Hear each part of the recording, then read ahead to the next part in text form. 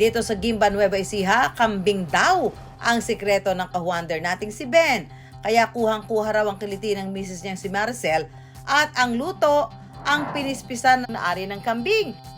Dito ko nahuli kaliti ni Mrs. sa ng kambing.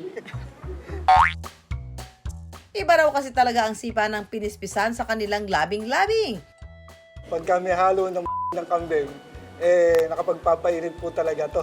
Lalo na pagka nakakain ka nito, nasusubukan mo na mag-iinit talaga katawan mo. Lalo na pagkatabi mo na si Mrs. Bida ba nga ni Ben, noong kabataan niya, talagang lapitin daw siya ng chicks. At ito raw ang hot secret kaya nakaapat na supling sila ni Mrs. Pag halimbawa nakakain ako ng ganot natikmang ko rin at talaga naman na iba yung aking pakiramdam din. Sa sobrang pagka-effective nga raw nito sa mag-asawang Ben at Maricel, inihain na rin nila ito sa kanilang MIBE karinderya.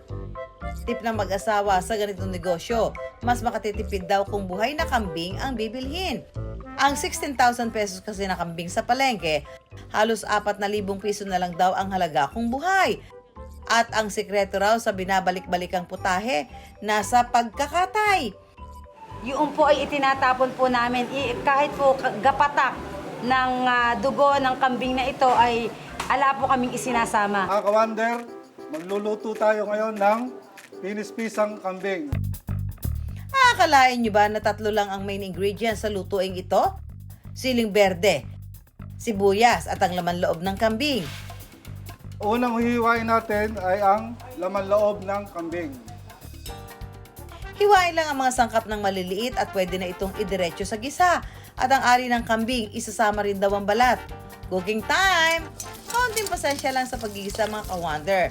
Mas makunat daw kasi ang laman loob ng kambing, lalo na ang balat nito. Hahaluan ng siling berde at kapag manikit-nikit na sa kawali, pwede na itong hanguin. After 30 minutes, tapos na po ang pinispisang kambing. Pwede na po natin i-serve. Paglilinaw nila ang ari ng kambing, special request lang daw ng kanilang mga suki. Hindi raw ito regular na nakahalo sa kanilang lutuin.